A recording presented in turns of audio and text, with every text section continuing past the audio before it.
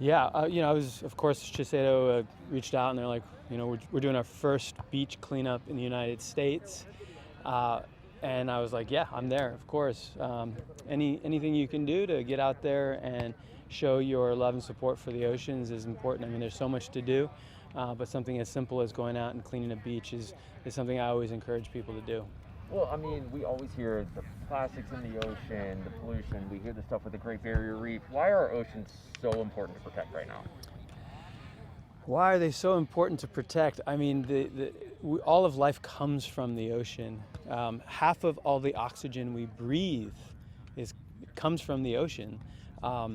So it's important for our survival and the life of human beings. But of course, if you can extend your heart to all the marine wildlife, we have to protect the oceans for them. Our fisheries are being overtaxed, and there's a lot of pollution that is affecting animals as well. And coral, of course, as you know, is dying because the oceans are heating up. I mean, the reasons are endless. I could keep going for a long time, but choose one. But ultimately, just know that it's really about making our world a better place. What is one tip that you have that you could tell the audience or tell people for to go green? Because a lot of people can find it challenging, or they think it might be challenging to go green. What's one of the tips you have? Well, these days I say the first thing you should do is start with the environment of the self. Heal yourself. Self-care, in my mind, is environmental care. If you eat right and you get healthy, then you have the capacity to make good decisions, make sense of the world, feed your brain with vitamins and nutrients, and get your body healthy so that you have the ability to carry out this mission for a lifetime, because this is going to require a life's amount of work and commitment. So we need you strong and healthy. Well, you recently made a big move yourself. How has your life changed since you actually moved down to your ranch in Texas to kind of be with nature right there and get out of the city? Yeah, it's suddenly it's less abstract. When I grew up in New York City, nature was this abstract thing that was outside, somewhere over there, but I didn't have that direct connection. Now every day I walk outside and I'm in nature, and I get to interact with the natural environment and plants and animals and insects, and it's such a learning and curious experience, but also I get to actually embody my values as an environmentalist. I know it's so crazy that, I've lived on the East Coast, so, I grew up with all the trees and everything, and then flying into LA and it's just concrete. I mean, it makes just a huge difference when you can get out and get in nature and get in the environment. It just makes it feel good, and it's just relaxing or whatnot. What's been your favorite part so far? When I came into LA, I haven't been here in a while. I was really struck by the amount of concrete. I mean, it's just, the sprawl of LA is really striking, and it starts out gray and it gets dirty and it ends up being just this drab gray every moment's experience. So that was the one thing that was really striking for me.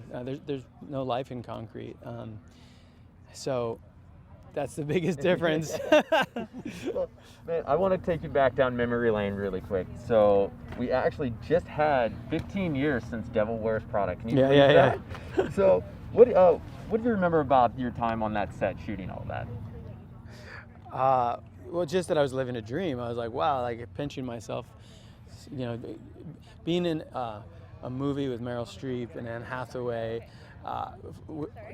performing a script that was so solid. When I read the script, it was an immediate, I was bubbling with excitement, and to know, just to have that sense of knowing that you're safe and that you're good company and it's going to be a hit.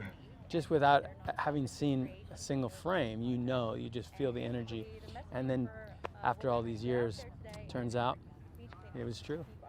That dream was true. And many people are actually calling out Nate for being the bad boyfriend and possibly the real villain of the movie. What's your thoughts on that? We're in a post-truth era. People like to make things up, but also I think people are these days are trying to really find dimension in truth. And push with expectations, push against expectations. So I think there's a lot of fun in exploring the idea that my character Nate was actually the villain. and explore that. Like, by all means, you know, I find it to be a healthy intellectual exercise. When you see it on TV, I mean, what do you think when you see it on TV sometimes? Do you see yourself from all those years ago? Yeah, I can see the horns. If you like squint your eyes, you see the horns on Nate. You know, you're like, oh yeah, bad dude. And I think we as humans tend to want to find like clarity and certainty. So we want to like have the clear delineation between good and evil, but really it's more subtle than that. And so while you know, Amanda Priestley was terrible human in many ways and really stark and not warm, you know, she provided a lot of important tension to actually help shape Andy, the lead character. Whereas my character, Nate, while he seemed like a sweet guy, nice guy, there was a weakness and an ineptitude that actually was detrimental. So life is complex, and let's not try and put people into categories, but let's recognize the layers of our human existence. Well, is this too deep for y'all? No, man, this is good. Okay, sorry. Well, also going back down memory lane, you were actually in Britney Spears' "You Drive Me Crazy" music video. Tell me about that. What was that like on set? That was an interesting experience. Yeah, that was many years ago. I was just a wee tot, and you know, interestingly, one of my memories of that experience was I was making a documentary about my father, and I interviewed when I was making that film.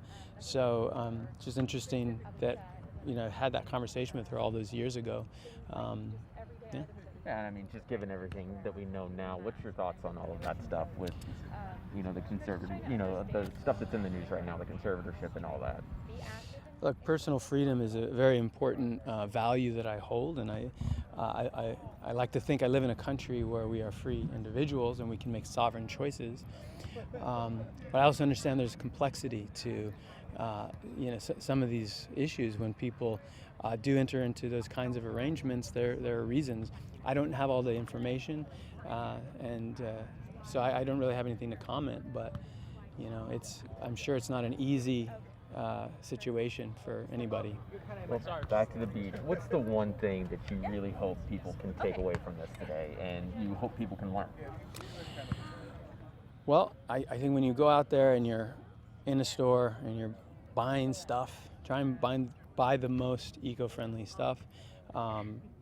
Buy ocean-friendly sunscreen if you can, and Shiseido has that, so that's good. And also support companies that are actually doing real-world projects to make the world a better place. And then get out there yourself and go get your hands in there and actually do the work. Do a beach cleanup, and as I said before, eat right, get healthy, because this is life's long work.